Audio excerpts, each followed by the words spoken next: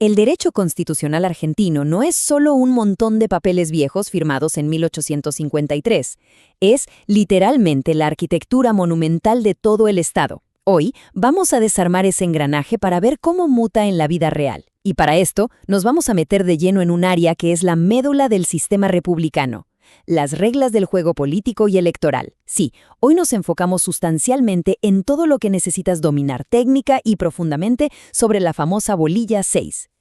Para arrancar, te hago una pregunta. ¿Crees que la cantidad exacta de jueces de la Corte Suprema está grabada en piedra en la Constitución? Seguro piensas que sí. Bueno, la realidad histórica es fascinante.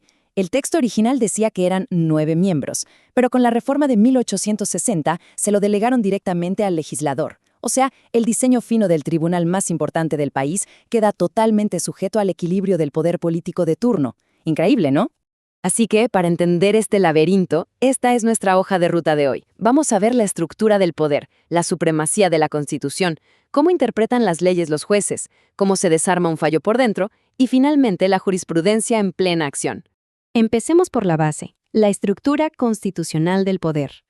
Para evitar que alguien tenga el control absoluto, el sistema divide el poder de dos maneras: horizontalmente entre el ejecutivo, el legislativo y el judicial, y verticalmente, descentralizando entre la nación y las provincias. Pero ojo, porque el motor que hace que esta maquinaria realmente funcione es el régimen electoral y político, el foco de nuestro análisis de hoy. Entender cómo elegimos a los representantes y cómo operan los derechos políticos es la clave para entender absolutamente todo lo demás. Pasemos ahora a un concepto vital: la supremacía de la Constitución. Imagina a la Constitución como la cima absoluta de una pirámide. Nada puede estar por encima.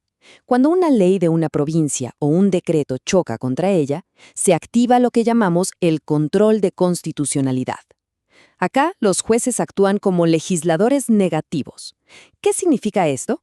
Que si una norma electoral viola un derecho político consagrado, el juez no borra la ley del mapa para siempre, pero la desactiva para ese caso específico. Así se aseguran de que la Constitución sea la que siempre mande. Nuestro tercer punto clave: los métodos de interpretación. Leer la ley casi nunca es tan simple como parece. Por un lado, tienes la interpretación estática, que es como hacer arqueología. El juez busca exactamente qué querían decir los que escribieron la Constitución hace más de un siglo. Pero por otro lado, está la interpretación dinámica o mutativa, que adapta el texto al mundo de hoy sin cambiarle una sola letra. Te doy un ejemplo genial. La Constitución todavía dice que para ser senador necesitas una renta anual de 2,000 pesos fuertes. Obviamente, gracias a una interpretación dinámica, este anacronismo patrimonial hoy no se aplica para garantizar el acceso democrático al cargo. Aparte de esas dos visiones, hay otros métodos. Está el gramatical, que se apega a la letra fría del texto; el sistemático, que lea la Constitución como una arquitectura armónica; y uno súper importante, la interpretación previsora. Acá, el tribunal literalmente se pone a calcular qué impacto político, social o institucional va a detonar su fallo en el mundo real. Vamos al cuarto eje de este análisis: la anatomía de un fallo judicial.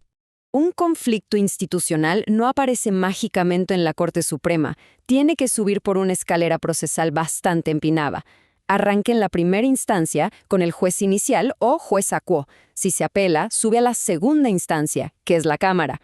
Y solo en casos de una gravedad extrema o disputas electorales muy pesadas, logra llegar a la cima, la Corte Suprema, a través del famoso recurso extraordinario federal. Ahora, si abrimos un expediente de estos, ¿qué vemos por dentro? Tenemos al actor, que es el que demanda, contra el demandado y la materia en disputa. Pero hay un paso técnico que es insoslayable: el dictamen del Procurador General, una opinión experta que guía a los ministros. Y al final, al leer la resolución, el ojo clínico no debe quedarse solo con quien ganó. Hay que prestarle mucha atención a las disidencias, los que votaron en contra. Porque en el derecho constitucional, el voto disidente de hoy suele ser la jurisprudencia mayoritaria del mañana. Y dentro de toda esa inmensa montaña de texto que es la sentencia, se esconde una verdadera joya analítica: el holding. Es literalmente el núcleo duro, el argumento central que resuelve el problema y crea la doctrina legal vinculante.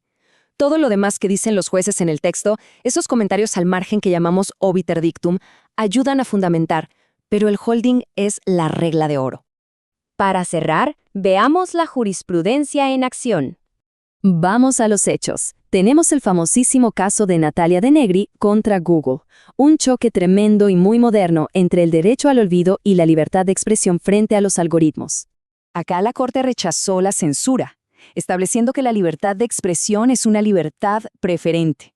Este estándar es crucial para el régimen político, porque proteger a muerte el acceso a la información pública es el cimiento indispensable para que la ciudadanía pueda ejercer sus derechos electorales sabiendo realmente lo que pasa. La jurisprudencia también nos muestra qué pasa con el poder del Estado frente a las grandes crisis. Caso Peralta, año 1990. Plena hiperinflación, el país paralizado.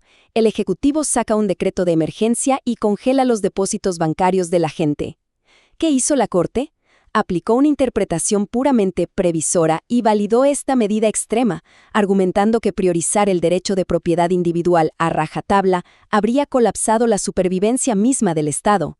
Y claro, analizar fallos de emergencia como este genera debates muy profundos.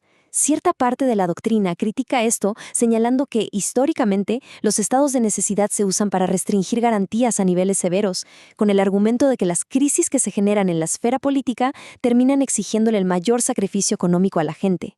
Es una perspectiva dura, pero muy presente en el análisis de estos casos. Esa misma elasticidad judicial opera en dilemas de vida o muerte. En el caso Saagir y Dib, la Corte autorizó a una menor a donar un órgano a su hermano. El Código Civil lo prohibía literalmente por su edad, pero utilizaron una interpretación dinámica para que el derecho a la vida prevaleciera sobre el formalismo estricto. Es la demostración perfecta de cómo los jueces pueden mutar el alcance de la ley, una herramienta que, como veremos ahora, también define las peores controversias electorales. Y es aquí donde retornamos al núcleo absoluto de nuestro análisis de hoy, los regímenes electorales. El reciente caso de Formosa, que debatió la validez de las reelecciones indefinidas para gobernador, esto no es un simple tecnicismo de derecho provincial, es el examen más profundo sobre las reglas del juego que sostienen nuestra democracia. En el estrado colisionaron dos mandatos supremos gigantescos. Por un lado, la autonomía provincial, el derecho a dictar sus propias normas electorales. Por el otro, el artículo 5 de la Constitución Nacional, que exige la forma republicana de gobierno, un pilar que presupone, esencialmente, la alternancia en el poder. El tribunal tiene que dirimir el conflicto definitivo. ¿La perpetuidad en un cargo ejecutivo aniquila el mandato republicano que rige a toda la federación?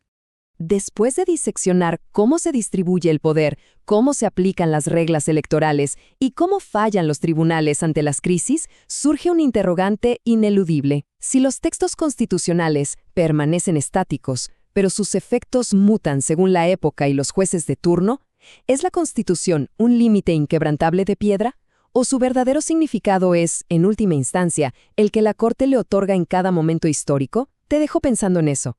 Lo que sí es una prueba irrefutable es que el engranaje del poder está vivo y en constante movimiento.